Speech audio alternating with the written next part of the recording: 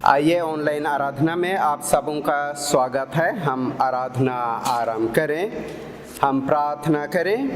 सर्वशक्तिमान परमेश्वर पिता पुत्र पवित्र आत्मा के नाम से आमीन। पवित्र पवित्र पवित्र प्रभु परमेश्वर सर्वशक्तिमान, जो था और जो है और जो आने वाला है, पवित्रता से साज कर उसकी आराधना करो। हे पृथ्वी के लोगों, उसके सन्मुख कांपते रहो।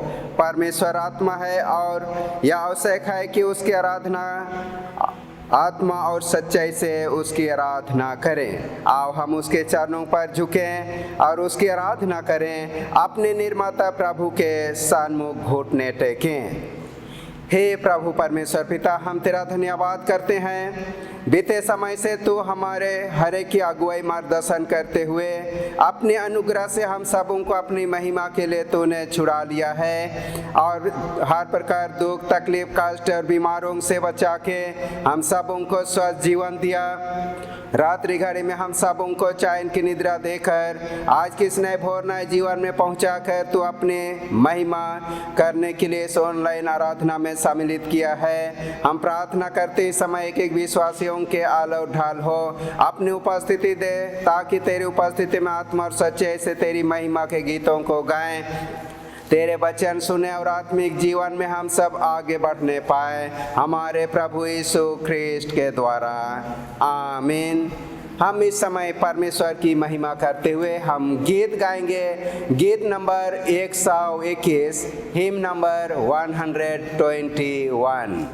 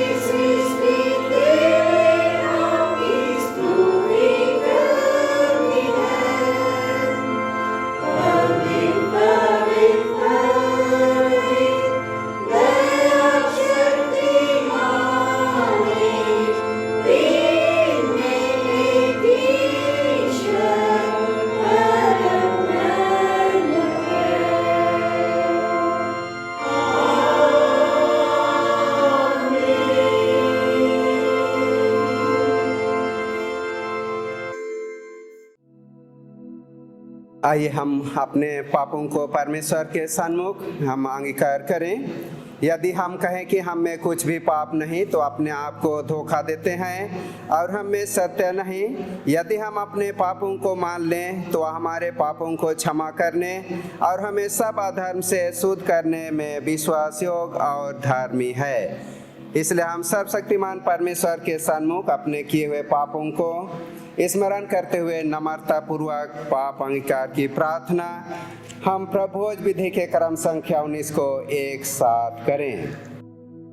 हे सर्वशक्तिमान परमेश्वर, हमारे स्वर्गीय पिता, हमने मन, वचन और कर्म से तेरे विरोध और अपने साथियों के विरोध पाप किया है। हमने अपनी अज्ञानता और दुर्बलता के कारण और जानबूझकर भी बुराई की है और भलाई करने में असफल रहे हैं। इन सब पापों के लिए हम सचमुच खेदित हैं और अंतःकरण से पश्चाताप करते हैं। तेरे पुत्र यीशु ख्रीस्त ने हमारे लिए अपने प्राण दिए, उसी के कारण हमने जो पाप किया उनको क्षमा कर और यह वर दे कि भविष्य में हम नया जीवन पाकर सदा तेरी सेवा करें, ताकि तेरे पवित्र नाम की महिमा हो। आमीन। सर्वशक्तिमान परमेश्वर उन सबको क्षमा करता है जो अपने साथियों को क्षमा करते सच्चा पश्चाताप करते हैं। वह आप पर दया करे, आपके सब पापों को क्षमा करे और उन सब सबों को छुटकारा दे, सब भले कामों में आपको स्थिर और सबल करे और शाश्वत जीवन में बनाए रखे। आमीन। परमेश्वर का धन्यवाद हो। हम प्रार्थना करें। हे प्रभु हम पर दया कर, हे ख्रीस्त हम पर दया कर, हे प्रभु हम पर दया कर। हे हमारे पिता, तू जो स्वर्ग में है, तेरा नाम पवित्र माना जाए, तेरा राज आए, तेरी इच्छा जैसे स्वर्ग में पूर्ण होती है वैसे पृथ्वी पर भी हो। हमारे दिन भर की रोटी आज हमें दे और हमारे अपराधों को क्षमा कर जैसे हमने भी अपने अपराधियों को क्षमा किया है, और हमें परीक्षा में ना डाल परंतु बुराई से बचा, क्योंकि राज, पराक्रम और महिमा अब और सर्वदा तेरी ही है। आमीन। इस समय हम परमेश्वर का वचन पाठ सुनने से पहले हम गीत गाएंगे रिवाइवल सॉन्ग से 208 हिम नंबर 208।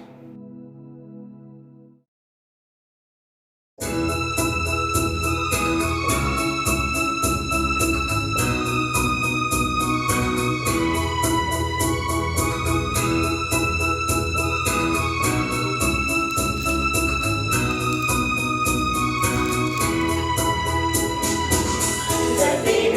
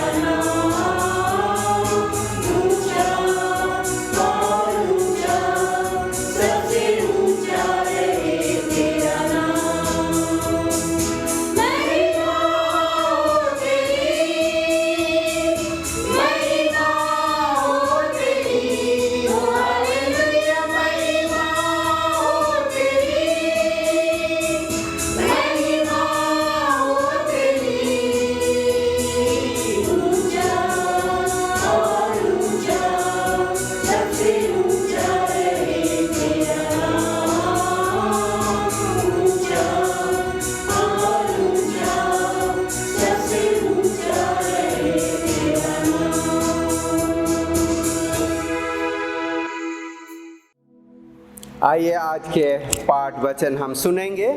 पहला पाठ निर्गमन नामक पुस्तक उसके 6वां अध्याय और उसके 2 से 8 पद तक। निर्गमन 6वां अध्याय और उसका 2 पद से।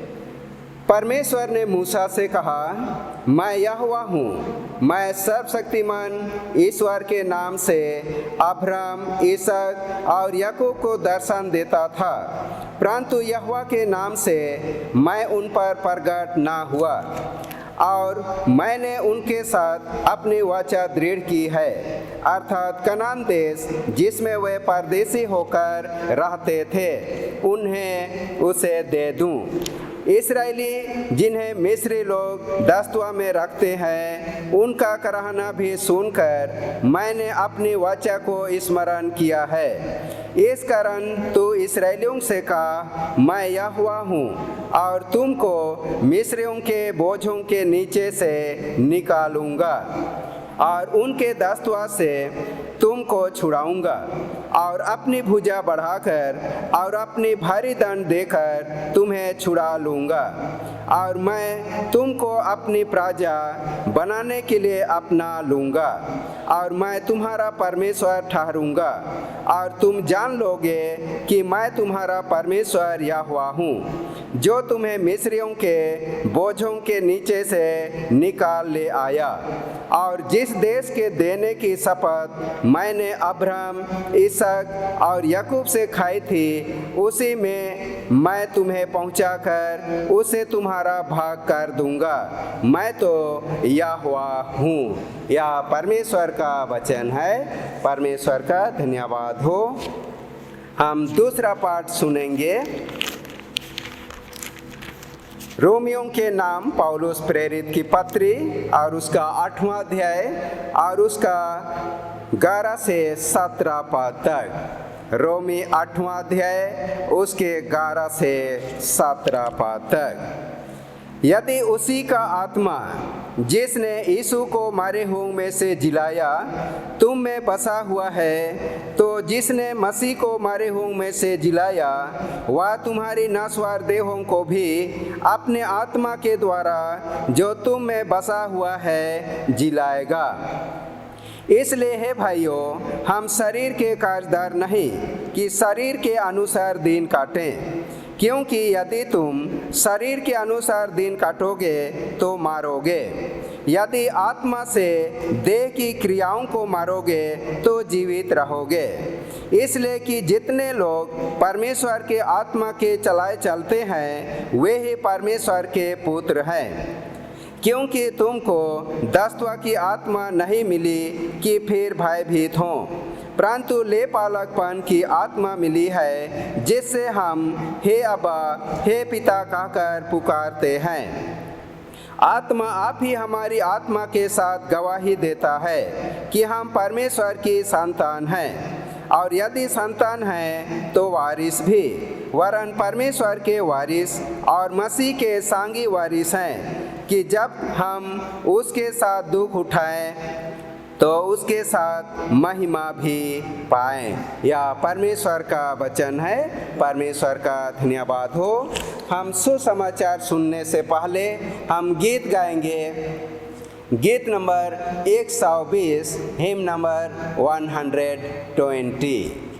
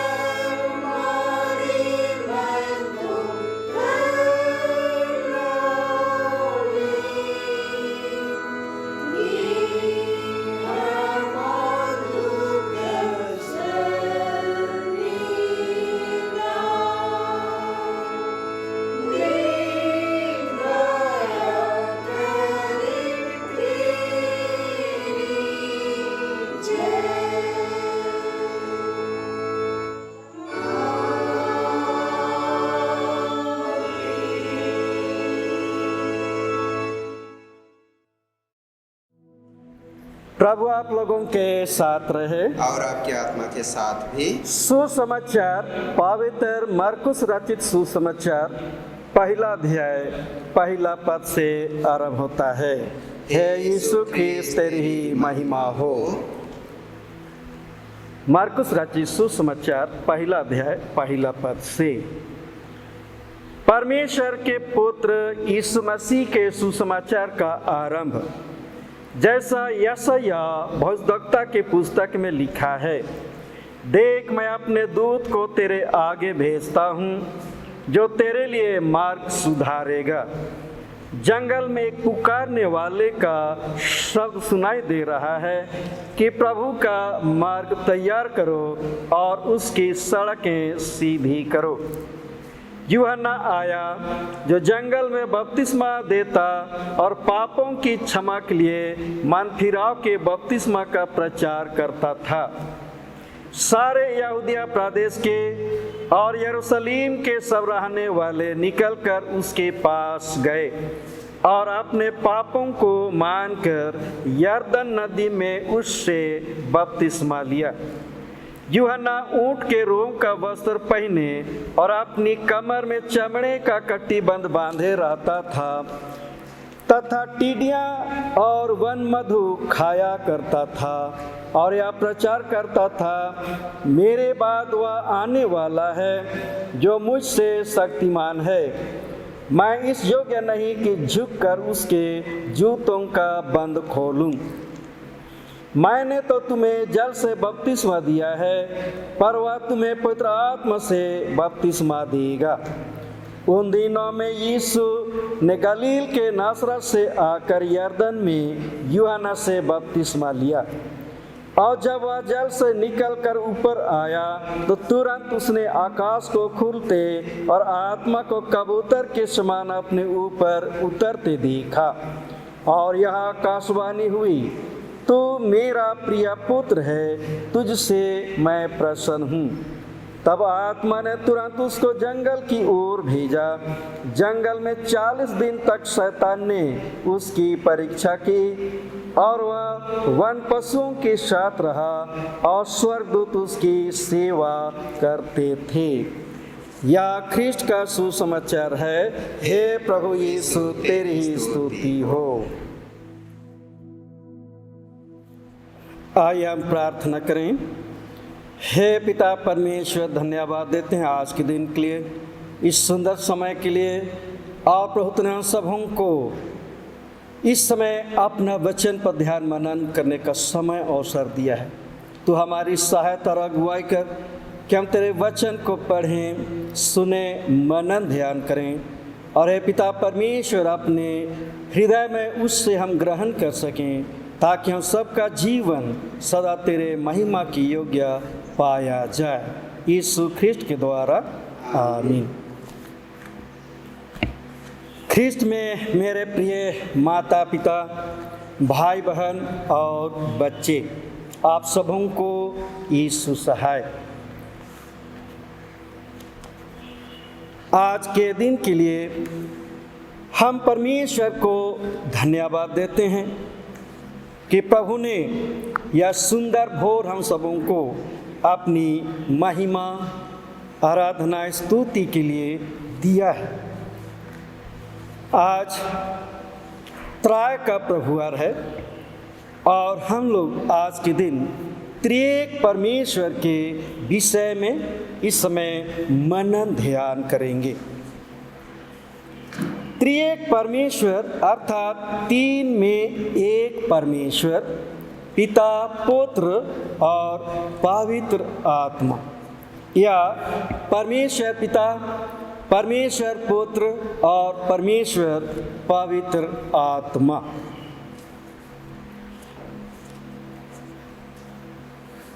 पुराने नियम में तीनों ईश्वर के विषय में गहराई से शिक्षा नहीं दिया गया, और जिस कारण से बाइबल के अनुसार हम जानते हैं कि परमेश्वर एक है, परंतु उसके ईश्वरत्व का अस्तित्व तीन व्यक्तियों अर्थात पिता, पुत्र और पवित्र आत्मा में है। इन तीनों में से प्रत्येक व्यक्ति पूर्णतः परमेश्वर है, फिर भी तीन नहीं पर एक ईश्वर है, एक परमेश्वर है। इस समय हम लोग त्रिएक परमेश्वर के विषय में अलग अलग हम लोग मनन ध्यान करेंगे। सबसे पहले पिता के विषय में हम लोग ध्यान करेंगे। पुराने नियम के अनुसार इस्राएली जिस देश में बसे हुए थे उस देश में बहुत सी जातियां रहती थीं और उनकी बहुत सी देवी देवता हुआ करते थे। व्यवस्था विवरण 6 अध्याय का 14 पद में उनके देव देवताओं का वर्णन हम लोग पाते हैं। और इसीलिए परमेश्वर नहीं चाहता था कि इस्राएली लोग उनके देवी देवताओं की ओर मन लगाएं या उनकी ओर आकर्षित हों। अतः उन्हें शिक्षा दी गई कि तुम्हारा एक ही परमेश्वर है और केवल उसी की उपासना करना। निर्गमन की पुस्तक 20 अध्याय 1 से 6 पद में और व्यवस्था विवरण 5वां अध्याय 6 से 10 पद में पाते हैं। इस समय हम लोग व्यवस्था विवरण 6 अध्याय 4 से 9 पद तक हम लोग पढ़ेंगे कि इस्राएलियों को किस प्रकार शिक्षा दिया गया। हे इस्राएल सुन, यहोवा हमारा परमेश्वर है, यहोवा एक ही है। तू अपने परमेश्वर यहोवा से अपने सारे मन और सारे जीव और सारी शक्ति के साथ प्रेम रखना। और ये आज्ञाएं जो आज तुझको सुनाता हूँ वे तेरे मन में बनी रहें और तू इन्हें अपने बाल बच्चों को समझाकर सिखाया करना और घर में बैठे इन्हें अपने हाथ पर चिन्ह के रूप में बांधना और इन्हें अपने अपने घर के चौखट की बाजुओं और अपने फाटकों पर लिखना, ताकि तुम अपने परमेश्वर को ना भूलने पाओ। व्यवस्था विवरण 6 अध्याय 12 से 13 और 15 पद में भी उनको इस प्रकार शिक्षा दिया गया। तब सावधान रहना, कहीं ऐसा ना हो कि तू यहोवा को भूल जाए जो तुम्हें दासत्व के घर अर्थात मिस्र देश से निकाल लाया है। अपने परमेश्वर यहोवा का भय मानना, उसी की सेवा करना और उसी के नाम की शपथ खाना, क्योंकि तेरा परमेश्वर यहोवा जो तेरे बीच में है वह जल उठने वाला ईश्वर है। कहीं ऐसा ना हो कि तेरे परमेश्वर यहोवा का कोप तुझ पर भड़के और वह तुझको पृथ्वी पर से नष्ट कर डाले। तो इस्राएलियों को आज्ञा और शिक्षा दिया गया था। इसीलिए इस्राएली लोग केवल परमेश्वर यहोवा को जानते थे और केवल उसी की उपासना करते थे। यहोशू के समय में भी इस्राएलियों से यही कहा गया था। यहोशू 24 अध्याय और 14 से 25 पद में उनकी शिक्षा को पाएंगे। त्रिएक परमेश्वर का ज्ञान उन्हें नहीं था। हालांकि पुराने नियम में तीनों का जिक्र किया गया। पुत्र और पवित्र आत्मा के विषय में इस्राएलियों को स्पष्ट रूप से शिक्षा नहीं दी गई थी और इसलिए केवल यहोवा परमेश्वर को जानते थे। बाइबल में परमेश्वर अर्थात पिता को सृष्टिकर्ता के रूप में दिखाया गया है। उत्पत्ति नामक पुस्तक पहला और दूसरा पद में परमेश्वर के कामों का या सृष्टि की रचना करने का वर्णन हम लोग पाएंगे। परमेश्वर 6 दिन काम किया और अंत में मनुष्य को अपने स्वरूप में नर और नारी करके बनाया और उन्हें आशीष दी कि फूलो फलो और जग में भर जाओ। उत्पत्ति पहला अध्याय 26 से 28 पद। परमेश्वर 6 दिन काम किया और अपने कामों को समाप्त किया और 7वां दिन विश्राम किया और उस दिन को पवित्र ठहराया। और तब इस्राएली लोग उस दिन को विश्राम दिन के रूप में मानते थे और उस दिन विश्राम करते थे, काम नहीं करते थे। परमेश्वर ने आदम और हवा को अपने स्वरूप में बनाया, जिसका वर्णन उत्पत्ति नामक पुस्तक दूसरा अध्याय 7 से 8 पद और 21 से 23 पद में किया गया है।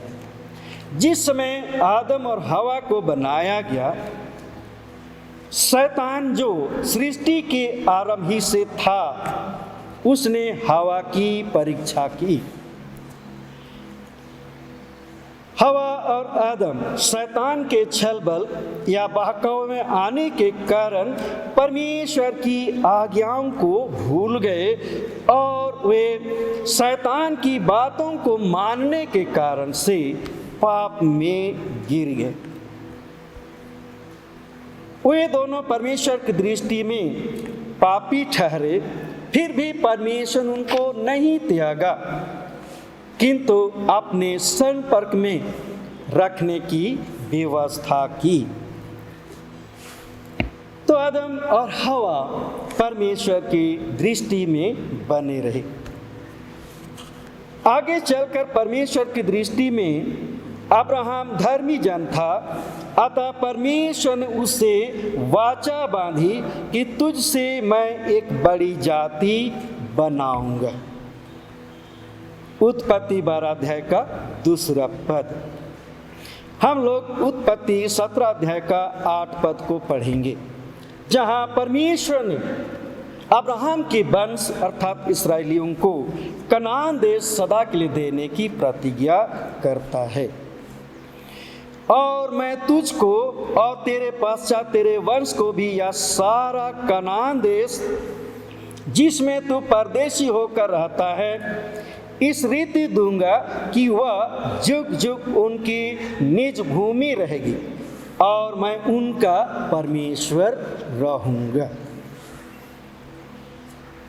अब्राहम से इसहाक उत्पन्न हुआ और इसहाक से याकूब उत्पन्न हुआ, जो इस्राएल कहलाए, और उनकी संतान इस्राएली कहलाई।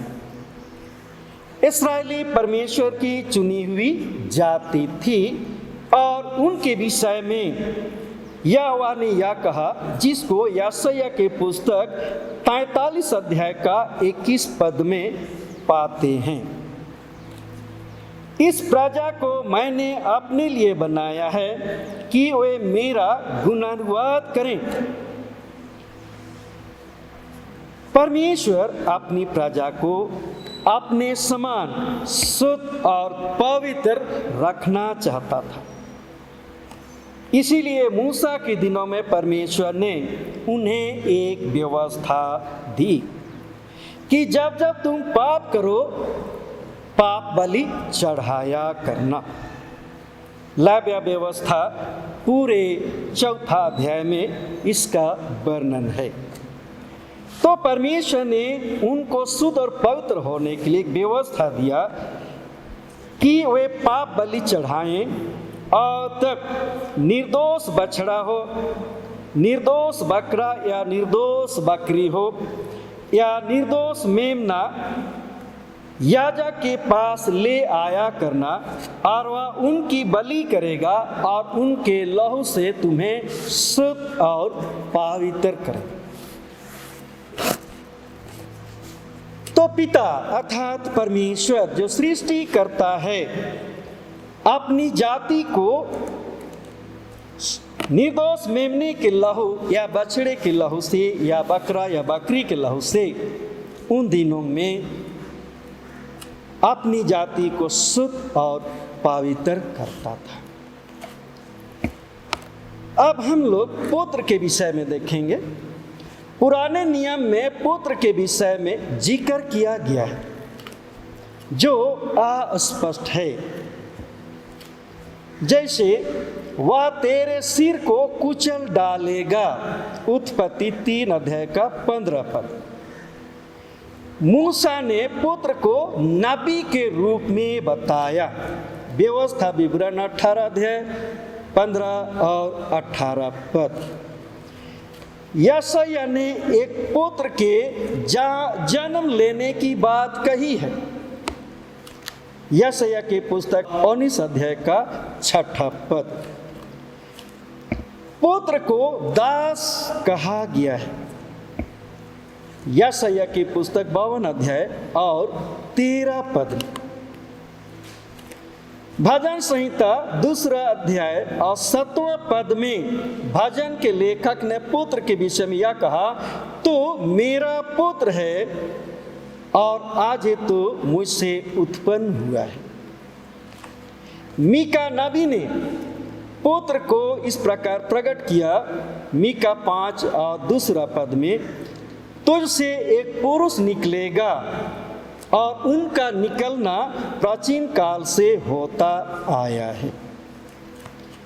उन दिनों में इस्राएली या यहूदियों को पुत्र के विषय में सही जानकारी नहीं दी गई थी, इससे वे अनभिज्ञ थे। उनको यह मालूम था कि आने वाला समय में उनको अन्य जातों से छुड़ाने के लिए एक महान राजा दाऊद के घराने में पैदा होगा और वह हमारी ओर से युद्ध करेगा और सभी राजाओं को अपने अधीन करेगा। यशायाह की पुस्तक 9 अध्याय 6 से 7 पद में राजकुमार का वर्णन किया गया है। पुराने नियम में केवल सामर्थी परमेश्वर यहोवा पर जोर दिया गया, इसीलिए यहूदियों ने यीशु को परमेश्वर के पुत्र के रूप में स्वीकार नहीं किया, बल्कि उससे अंत तक विवाद ही करते रहे। यीशु का जगत में आना और मानव देह धारण करना पुराने नियम में नबियों, भविष्यवक्ताओं और भजन के लेखक के भविष्यवाणी के अनुसार ही था। यशायाह 7:14, मीका 5 और उसका 2 पद, जो लूका रचित सुसमाचार 1 अध्याय 30 और 32 पद में पूर्ण हुआ और यह पुराने नियम के अनुरूप था कि गब्रिएल दूत मरियम के पास आता है जो कुंवारी है, उसे कहता कि तू गर्भवती होगी, पुत्र जनेगी और तू उसका नाम यीशु रखेगी। अर्थात पुत्र को नया नियम में पूर्ण रूप से प्रकट किया गया। जब यीशु बपतिस्मा लेकर जल से निकला तो यह आकाशवाणी हुई, यह मेरा प्रिय पुत्र है जिससे मैं अत्यंत प्रसन्न हूं। तो मनुष्यों के बीच में पुत्र को पिता ने प्रकट किया। मत्ती 3 अध्याय का 17 पद। यूहन्ना रचित सुसमाचार उसका 10 अध्याय का 36 पद में स्वयं यीशु मसीह ने कहा, मैं परमेश्वर का पुत्र हूं। मनुष्य अर्थात आदम और हवा ने जिस समय परमेश्वर की दृष्टि में पाप किया, परमेश्वर ने उसी समय किसी जानवर का लहू बहाया और चमड़ा उतार कर आदम और हवा के लिए अंगरखा बनाया और उन्हें पहनाया। मनुष्य को लहू के द्वारा शुद्ध किया गया जो पापी था, और उन्हें लज्जित होने से बचाया। उत्पत्ति 3 अध्याय का 21 पद में हम लोग पाएंगे। इसीलिए इब्रानी की पत्री 9 अध्याय और 22 पद में इस प्रकार कहा गया, सच तो यह है कि व्यवस्था के अनुसार प्रायः सब वस्तुएं लहू द्वारा शुद्ध की जाती हैं और बिना लहू बहाए पापों की क्षमा नहीं है। मूसा के दिनों में परमेश्वर ने इसी को व्यवस्था ठहराया, यानी पाप बलि, जिसमें निर्दोष बछड़ा, निर्दोष बकरा या निर्दोष बकरी या निर्दोष मेमना याजकों के द्वारा बलि किया जाता था और उनके लहू से इस्राएलियों को शुद्ध किया जाता था। परंतु परमेश्वर ने अपनी योजना के अनुसार बलि प्रथा को मनुष्यों के बीच से समाप्त करना चाहा और उसने अपने पुत्र को याजकीय अधिकार देकर जगत में भेजा कि वह याजक होकर स्वयं का निर्दोष मेमने के रूप में बलि चढ़ाए। अतः परमेश्वर का पुत्र यीशु हम मनुष्यों की पापों की क्षमा के लिए एक निर्दोष मेमना होकर क्रूस पर अपने आप को बलि चढ़ा दिया, अपना बहुमूल्य लहू बहाया, अपना प्राण न्यौछावर कर दिया और उसने सदा के लिए बलि प्रथा का अंत कर दिया। अब हमें बार बार बलि चढ़ाने की आवश्यकता नहीं है। इब्रानियों की पत्री 7वां अध्याय 27 पद में साफ साफ कहा गया है, अब जो कोई जीवित प्रभु पर विश्वास करेगा वह पापों की क्षमा पाएगा। इसीलिए पुत्र यीशु को मनुष्यों का उद्धारकर्ता कहा गया, अर्थात वह हमारा उद्धार करता है। हम लोग पवित्र आत्मा के विषय में इस समय चर्चा करेंगे।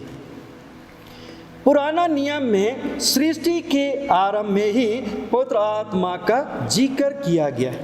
उत्पत्ति 1 अध्याय का 2 पद। पुराने नियम में पवित्र आत्मा के सामर्थी कामों का कई जगहों में वर्णन किया गया, जैसे न्यायों की पुस्तक में कई बार पवित्र आत्मा को सामर्थ के साथ मनुष्यों को सहायता करते हुए प्रकट किया गया।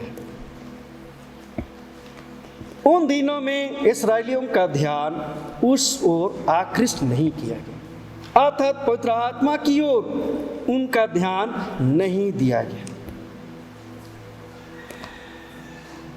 और तब उनको अलग तरह का शिक्षा दिया गया। नए नियम में यीशु के जगत में आने के बाद पवित्र आत्मा को पूर्ण रूप से प्रकट किया गया, जिस कारण वर्तमान कलीसिया के विश्वासियों को पवित्र आत्मा के विषय में ज्ञान प्राप्त है। तो हम लोग पवित्र आत्मा के विषय में कुछ बिंदुओं पर हम लोग चर्चा करें। पवित्र आत्मा का अपना अस्तित्व एवं व्यक्तित्व है, या वह एक मनुष्य के समान है, या इस बात से पता चलता है। हम लोग कुछ बातों पर चर्चा करें। पवित्र आत्मा में इच्छा शक्ति है, जिसको 1 कोरिन्थ 12 अध्याय का 11 पद में पाएंगे। ये सब प्रभावशाली कार्य वही एक आत्मा करवाता है और जिससे जो चाहता है बांट देता है। दूसरा, पवित्र आत्मा में बुद्धि है। नहमिया के पुस्तक 9 अध्याय और 20 पद में पाएंगे। तूने उन्हें समझाने के लिए अपने आत्मा को जो भला है दे दिया, जो भला है दे दिया। रोमी 8 अध्याय 27 पद, मनों का जांचने वाला जानता है कि आत्मा की मनसा क्या है, क्योंकि वह पवित्र लोगों के लिए परमेश्वर की इच्छानुसार विनती करता है। अर्थात पवित्र आत्मा में जांचने समझने की बुद्धि है, योग्यता है। पवित्र आत्मा में ज्ञान है। 1 कोरिन्थ 2 अध्याय 10 से 12 पद में पाएंगे। पवित्र आत्मा में ज्ञान है, वह बातों को जानता है, सारी बातों को पवित्र आत्मा जानता है। पवित्र आत्मा शक्तिशाली है। प्रेरित क्रिया 1 अध्याय का 8वां पद। हम लोग बीते सप्ताह पवित्र आत्मा की सामर्थ के विषय में अध्ययन कर चुके हैं कि पवित्र आत्मा कैसे प्रेरितों में काम किया। अर्थात पतरस को पवित्र आत्मा ने बल दिया, सामर्थ दिया, और तब उन्होंने लोगों को उपदेश दिया, और तब 3000 लोगों का हृदय परिवर्तित हो गया। पवित्र आत्मा में प्रेम करने की क्षमता है। रोमी 15 अध्याय का 30 पद में पाएंगे। पवित्र आत्मा मनुष्य की तरह शोकित होता है। इसके विषय में इफिसी 4 अध्याय का 30 पद में कहा गया कि पवित्र आत्मा को शोकित मत करो। तो हमने देखा कि पवित्र आत्मा का एक अस्तित्व है, एक मनुष्य के समान है। पवित्र आत्मा एक व्यक्ति की तरह काम करता है। जैसे पवित्र आत्मा परमेश्वर की गहरी बातों को जांचता है।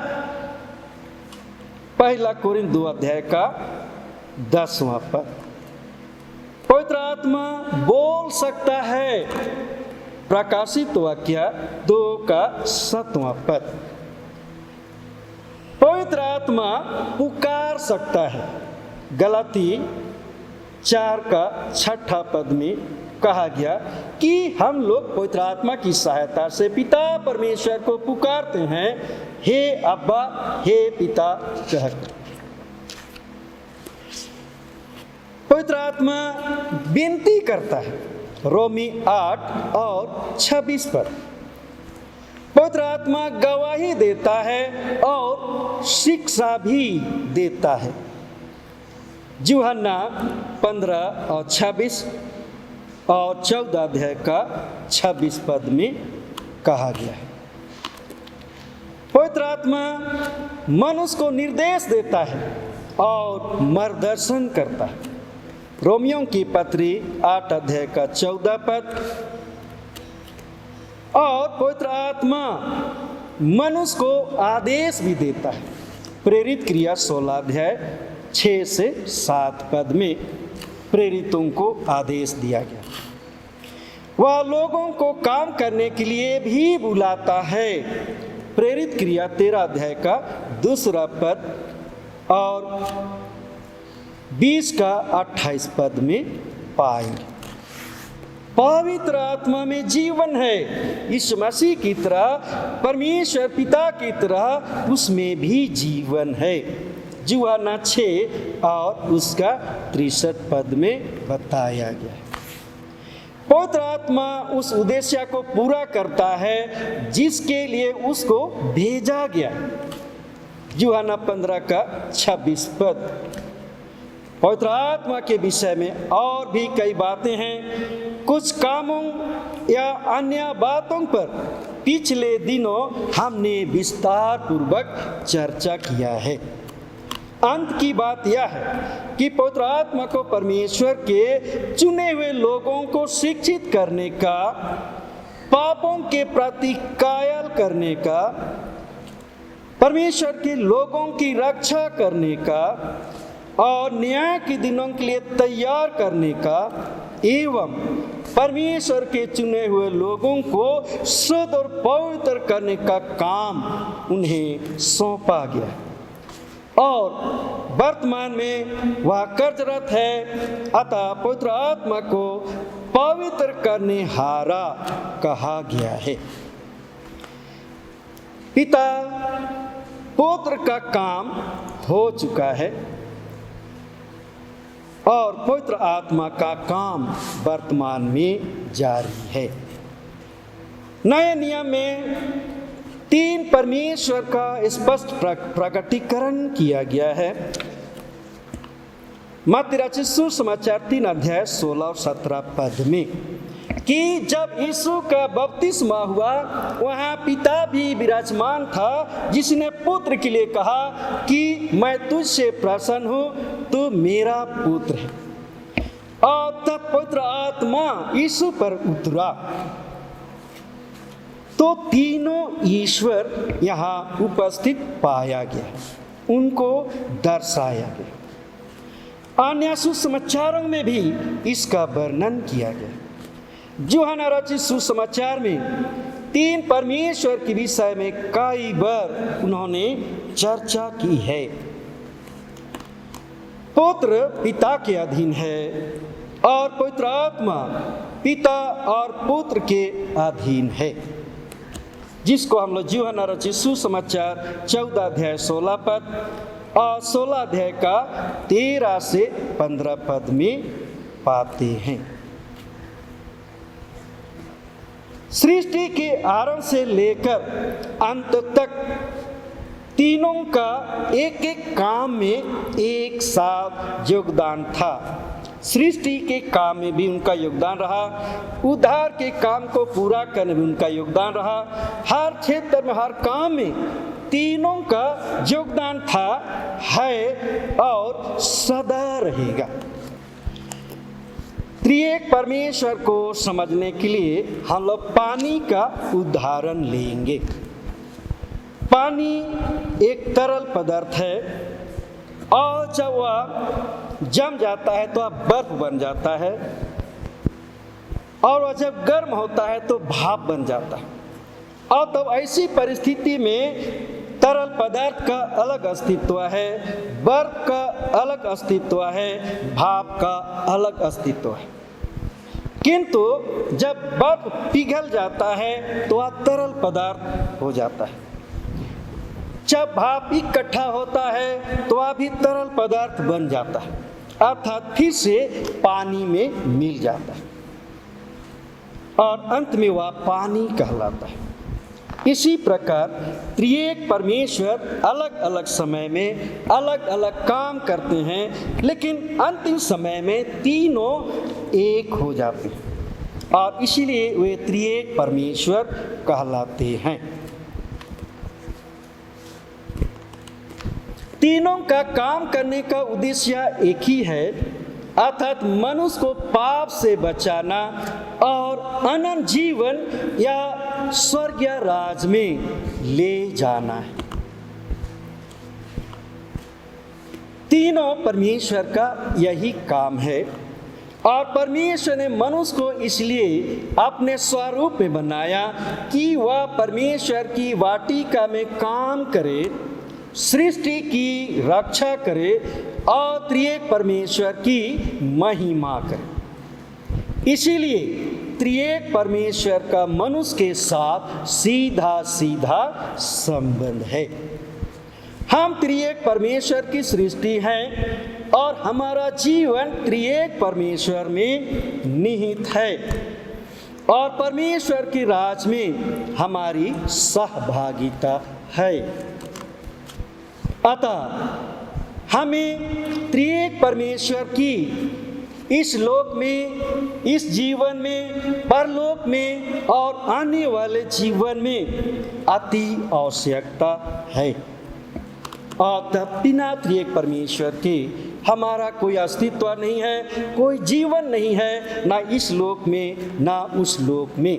केवल त्रिएक परमेश्वर में है। तो आइए हम प्रार्थना करें कि त्रिएक परमेश्वर के साथ हमारी सहभागिता सदा बनी रहे। प्रभु आप सबों को आशीष दे। प्रार्थना करें। हे पिता परमेश्वर, तो त्रिएक परमेश्वर होकर के सारे कामों को तूने किया है और करता है और करेगा, और केवल तू मनुष्य के लिए ही सब कुछ करता है, क्योंकि मनुष्य को तूने अपने स्वरूप में बनाया, जीवित आत्मा देकर, अपना श्वास देकर जीवित प्राणी बनाया कि वह मनुष्य तेरे लिए काम करे, तेरी महिमा करे और तुझ में बने रहे। प्रभु तू हमारी सहायता कर कि हम तुझ में सदा बने रहें और इस लोक में नहीं किंतु परलोक में भी हम तेरी सहभागिता प्राप्त करें, यीशु ख्रिस्ट के द्वारा आमीन। इस समय हम लोग परमेश्वर की महिमा करते हुए 148 गीत को गाएंगे और इसी समय दान अर्पण किया जाएगा। Him number 148।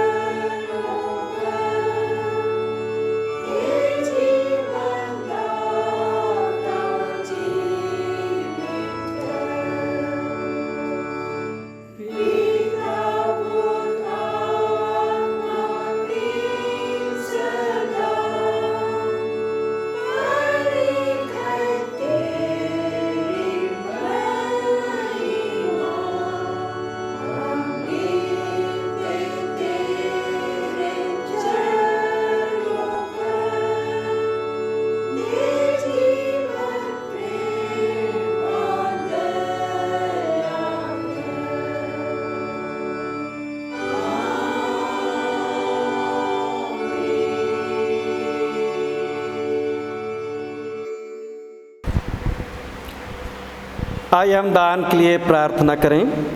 हे पिता परमेश्वर, धन अन्न महिमा सब कुछ हम तुझसे पाते हैं और इस समय जो कुछ तू हमें दिया उसी में से प्रभु तेरी महिमा के लिए अर्पण करते हैं। इस दान पर तेरी आशीष हो या कलीसिया के काम में लाया जाए, तेरी ही महिमा हो। हर एक देने वाले जिस भंडार से उन्होंने दिया है प्रभु, उनके भंडारों को हमेशा भरा पूरा बनाए रख। देने वालों के जीवन को तू आशीषमय बना, ताकि प्रभु उनके परिवार, उनके जीवन में कभी भी किसी तरह की कमी ना हो, किंतु हर एक लोगों के द्वारा सदा तेरी महिमा हो, यीशु ख्रिस्ट के द्वारा आमीन। इस समय हम सभी मिलकर प्रेरितों के विश्वास वाक्य का एक साथ अंगीकार करें।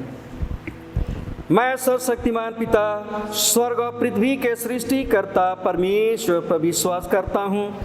मैं उसके इकलौते पुत्र हमारे प्रभु यीशु ख्रीस्त पर विश्वास करता हूँ। वह पवित्र आत्मा के सामर्थ्य गर्भ में आया और कुंवारी मरियम से जन्मा। उसने पोंस पिलातुस के शासन में दुख भोगा। वह क्रूस पर चढ़ाया गया, मरा और गाड़ा गया और मृतकों के लोक में उतरा। तीसरे दिन वह जी उठा, वह स्वर्ग पर चढ़ गया और पिता की दाहिनी ओर विराजमान है।